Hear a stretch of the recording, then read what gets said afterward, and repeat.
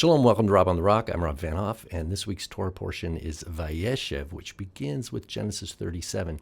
And what we're looking at here is a tiny fragment from Qumran, Cave 4, that, as you can see, is barely legible. I can zoom in, and you can see maybe the word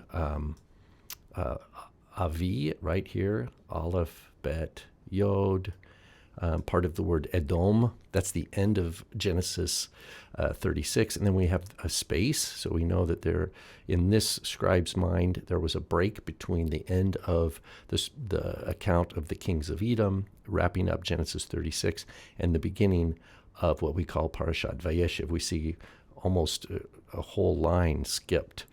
And what we're going to do, though, is contrast this color photograph of the leather with the faded ink with an actual specially photographed image here that really helps us see the ink and differentiate the ink from the leather. Isn't that wonderful that modern technology allows us to do this? And what we're going to see is a little bit up here and here, which is the end of Genesis 36, the account of Esau. We see this space here. It's nice that I can do this and not actually write on a manuscript. And then we see the beginning of Genesis 37 after that space. And so we will look at this text here. And I don't have the section from Genesis 36, but we will look at that in a minute. But let's just review. It says, now Jacob lived in the land. So Vayeshev, and he lived. That's the name of the Torah portion here, Vayeshev, and it's he lived, and he lived, Vayeshev Yaakov, and Jacob lived.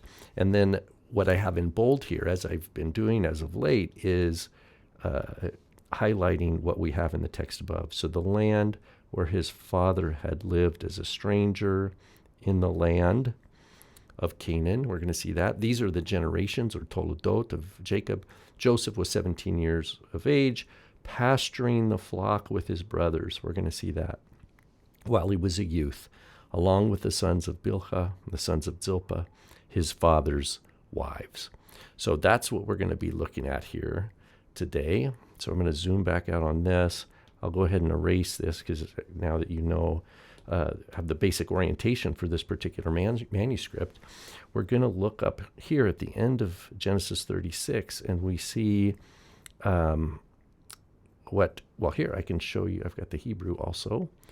What we can see here is a samek, or a sin rather, and a vav, and this is part of an ayin, we'll see. So this is the name Esau, and then we see Aleph, Bet, Yod, and then we see another Aleph, Dalet, Vav, and then this is going to be a Mem Sophit, father of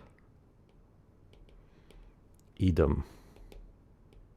So the very last words of Genesis 36 is Esav Avi Edom, Esau, the father of Edom. And here I can show you here, right here, Esav Avi Edom, Esau, father of Edom.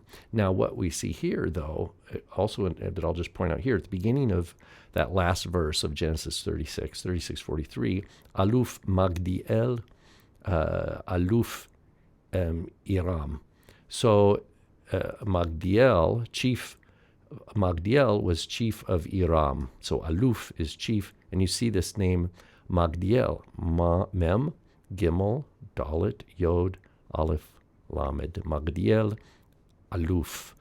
Well, notice our manuscript here. Go back to here. And what we see is Yod, Aleph, part of a Lamed. And then we see Aluf, nice peso feet. So we can presume, if we go backwards, that this is Magdiel. Magdiel Aluf. So that would be in nice correspondence with what we know from the Masoretic text. This is the name Magdiel Aluf Aram, and if it continued, we'd have the word Aram here. He is the chief of Aram, etc. And then it would come back around and finish here. Esav Avi Edom. So that's the end of Genesis 36. That's the end of our last Torah portion. But now our new Torah portion, as we notice this space, just as it's laid out here in our digital version here, we have a nice space. Well, exactly what the ancient scribe here thought to do. Now, what we have here is Eretz. Maybe you've already noticed that. Nice tzadi sofit. So far we have 3 sofit letters, by the way. We have a pei sofit for aluf, right here. We have a mem sofit for Edom. And then now here we have a tzadi sofit for Eretz. So 3 nice sofit letters. Eretz, mem, gimel. Now there's broken here. The presumption is that there's a vav and a resh and a yod. Megurei, aleph, bet, yod, vav, aviv. So this is land of the dwellings of his father. It's a construct chain here. And then we have be, another bet, aleph, resh, and then what we know is going to be another tzadi sofit, be'eretz. And then it would continue on if we had it, kina'an. So let's look at our text here. So Genesis 37:1, Vayeshev Yaakov be'eretz megurei aviv. So what we have in our manuscript is eretz megurei aviv be'er. That's what we see. I wonder if I can maybe show you that at the same time. I can do this. There, maybe that's workable here. So do you see I have Eretz Megurei Aviv Be'eretz. Now, one thing that's strange, we see in the Masoretic text a bet here, and we would think that there should be a bet here.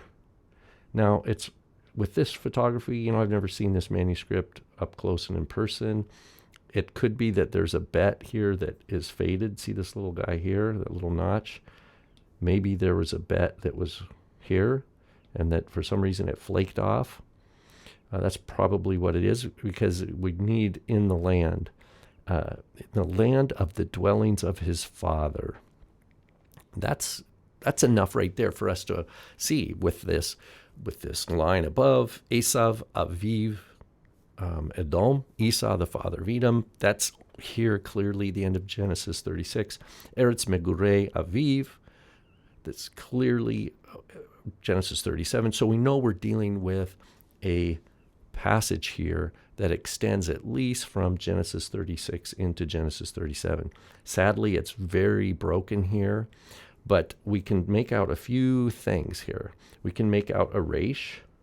Oops, let me get back to a resh. Then we can see an aleph and a tav. So there's our et, our direct object marker. Another aleph, a chet, yod, vav. And then we have a bet.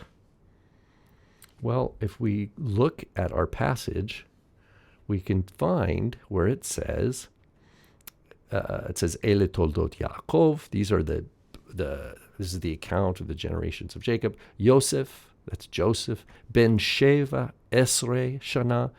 He was 17 years old. Haya ro'eh et echav. He was shepherding with his brothers. Batzon, the flock. He was shepherding the flock with his brothers. Well, what we can see here then, what we probably have is the verb to be here, probably haya, the same as we see up here and to the left, haya. So there's probably a hey, yod, hey, somewhere over here in that scramble.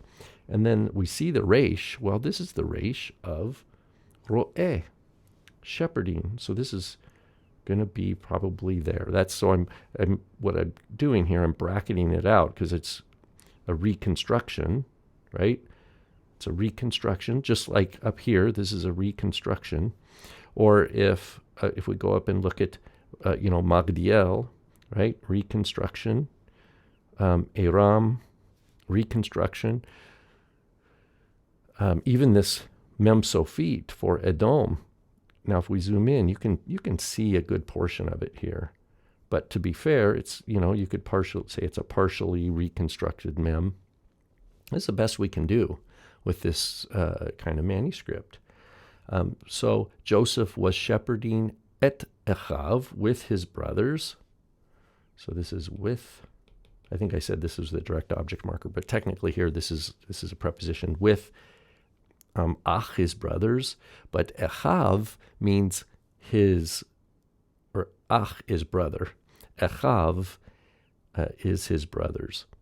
So the form by itself would just be ach, right? Achim.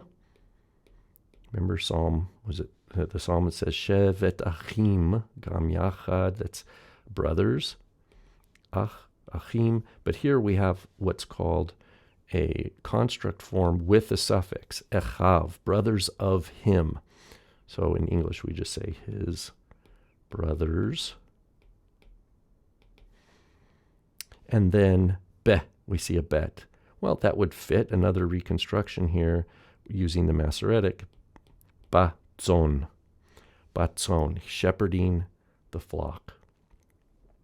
So here you have it. We can see now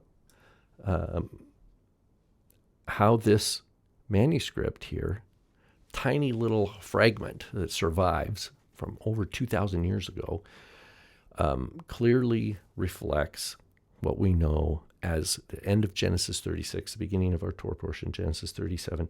And I think this looks like probably the name Joseph right here. You see a Samik and another Pei Sofit.